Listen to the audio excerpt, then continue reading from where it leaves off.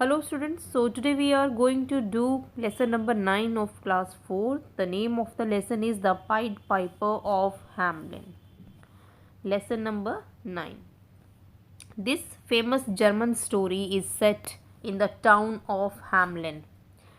And what is the story actually? There were many rats as you can see in the picture. People try many things.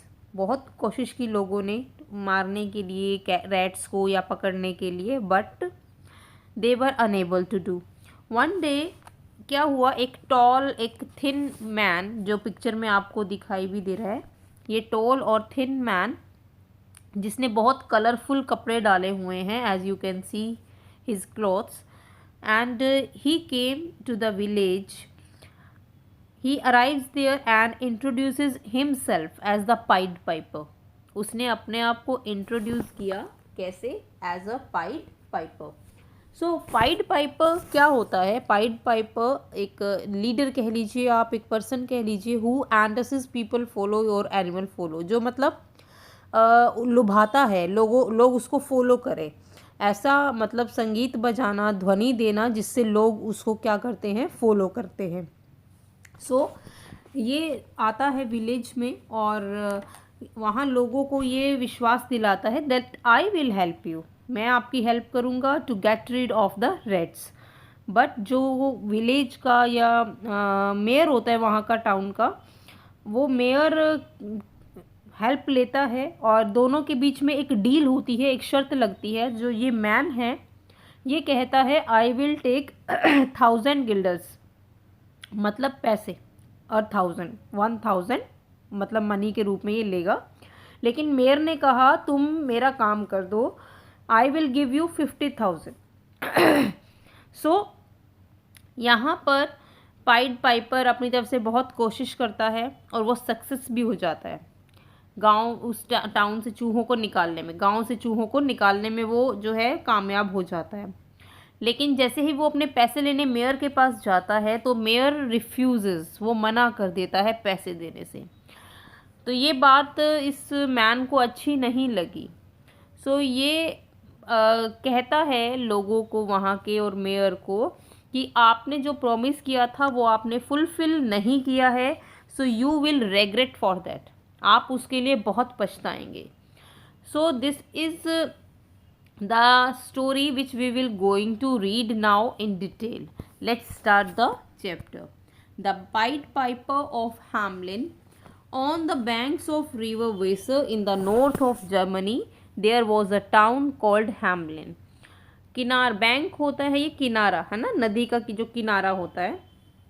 Germany country के north में एक river थी वेसर, उसके किनारे पर, है ना, देयर वॉज अ टाउन, एक टाउन था, एक कस्बा था, जो जिसको किस नाम से बुलाया जाता था? हैमलिन नाम से बुलाया जाता था.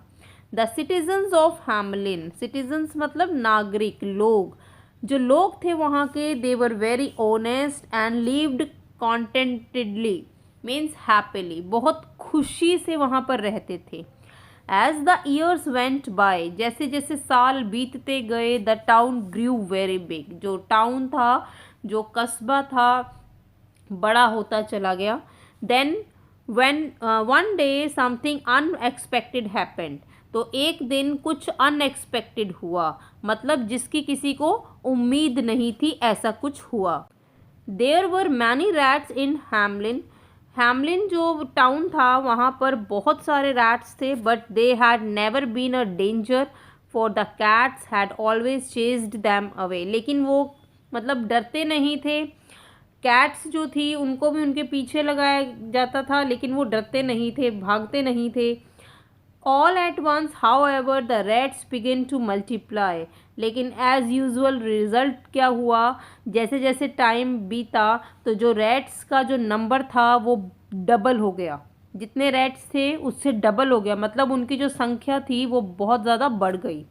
अ black sea of rats swarmed the whole town, मतलब जो इतने सारे रैट्स थे मानो कि कोई ब्लैक कलर का समुद्र ही दिखाई दे रहा है, इतने सारे रैट्स होते थे. And a black sea of rats swarmed means here, झुंड बनाकर ना वो घूमते रहते थे. सो I have written Hindi for you here, so it will be easy for you to learn the word, to explain the word. तो पूरे town में रैट्स घूमते रहते थे. फर्स्ट दे अटैक द बांस. फर्स्टली वो कहाँ अटैक करते थे? बांस पे. बांस क्या होता है? जहाँ पर ग्रेन, धान वगैरह, गेहूँ वगैरह को रखा जाता है, स्टोर किया जाता है. Then they not the wood, cloth और एनीथिंग दे कुड गेट. उसके बाद वो लक्कड़ को, कपड़े को या जो भी उनको मिलता था उसको कुतर देते थे. पहले उनका अटैक कहाँ होता था? पहले उनका अटैक होता था बांस में. The one thing they did not eat was metal. एक ही चीज़ नहीं खाते थे, मेटल हो गया, जैसे आयरन हो गया है ना, लोहा वगैरह हो गया. बाकी सभी चीज़ें वो कुतर देते थे, खा लेते थे. The terrified citizen flocked to the town councillors. जो डरे हुए, टेरिफाइड मीन्स हियर डरे हुए जो नागरिक थे टाउन के. फ्लॉक्ड मीन्स हियर ग्रुप बनाकर. वो ग्रुप बनाकर जाते हैं किसके पास? काउंसलर्स के पास. ये काउंसलर्स क्या होते हैं? ये पर्सन्स होते हैं, एक कमेटी जैसे होती है. उस कमेटी में 4, 5, 6 लोग हो सकते हैं. To solve the problem, to look after the things. चीज़ों की देखभाल करना. किसी प्रॉब्लम को है, कोई प्रॉब्लम में है तो उसको सॉल्व करना. तो सारे गांव के जो लोग थे डरे हुए थे और ग्रुप बनाकर काउंसलर्स के पास जाते हैं. They pleaded. Pleaded means here requested. वो रिक्वेस्ट करते हैं. They pleaded with them to save them from the rats. They pleaded, वो रिक्वेस्ट करते हैं कि उनको रैट्स से बचाया जाए. The council set for a long time. तो समिति जो थी बहुत लंबे समय तक वहीं बैठी रही. जो काउंसिल के मेंबर थे, जो समिति में लोग थे, वहीं बैठे रहे. कहाँ पर? In the mayor's room. Mayor room क्या होता है? मेयर होता है the main person of the town, as you can say the chief, है ना. जो बहुत रेप्यूटेटेड पर्सन होता है, जो सब देखभाल करता है, शहर की देखभाल करता है. सड़कें टूट जाए सड़कें बनवाना, लाइट्स नहीं है तो लाइट्स लगवाना. तो लॉन्ग टाइम तक इन द मेयर्स रूम में वो बैठे रहे. Trying to think of a plan. वो योजना बना रहे थे क्या किया जाए, कैसे इनको भगाया जाए. What we need is an army of cats, said the one of the councillors. Councillors की जो समिति थी, जो लोग थे, उसमें से एक ने कहा हमें क्या चाहिए? क्या हमें कैट्स की फौज चाहिए? क्या हमें और ज़्यादा कैट्स लेकर आनी चाहिए? But there were very few cats. लेकिन वहाँ तो बहुत कम कैट्स थी. We will use poison in the food then. So दूसरे काउंसलर ने कहा कि ठीक है, हम पॉइजन यूज़ करेंगे उनके खाने में. हम ना पॉइजन मीन्स जहर डाल देंगे भाई, जिससे वो मर जाएं.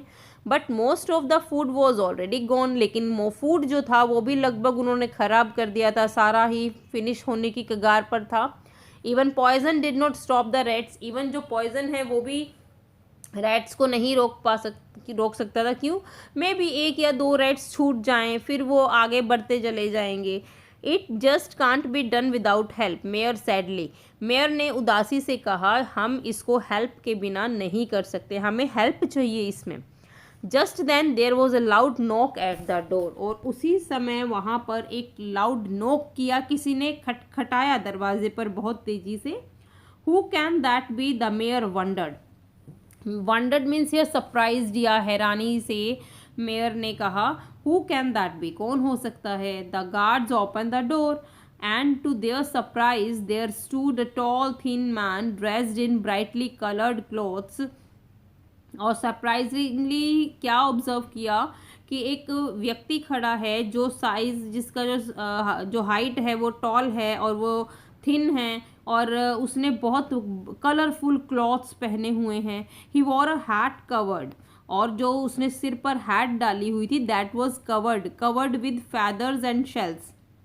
वो पंखों से, शेल्स से कवर्ड थी. As you can see in the picture also here feather लगे हुए हैं, ये शेल्स लगे हुए हैं. सो इनसे ना कवर थी. तो बहुत कलरफुल क्लॉथ इसने डाले हुए थे. From a long scarf hung a silver pipe. और आप ये देख सकते हो लंबा सा एक तो स्कार्फ है ये, है ना, तो आप मफलर जिसको आप बोल सकते हो, तो ये मफलर इसने डाला हुआ है. और कलरफुल क्लॉथ्स डाले हुए हैं. हाथ में उसके क्या है? एक सिल्वर मतलब पाइप पकड़ी हुई है बजाने के लिए. एक इंस्ट्रूमेंट है ये, बांसुरी जैसी होती है ना, जिसमें से साउंड आती है, ध्वनि निकलती है, म्यूजिक सा, है ना. तो वो क्योंकि पाइड पाइपर का काम ही था, वो म्यूज़िक की साउंड निकालेगा, वो इंस्ट्रूमेंट है इनका, जिससे वो बजाएंगे, साउंड आएगी, और जो लोग हैं या जो एनिमल्स हैं या जैसे रैट्स हैं वो इनको फॉलो करेंगे, इनके पीछे पीछे चलने लग जाएंगे।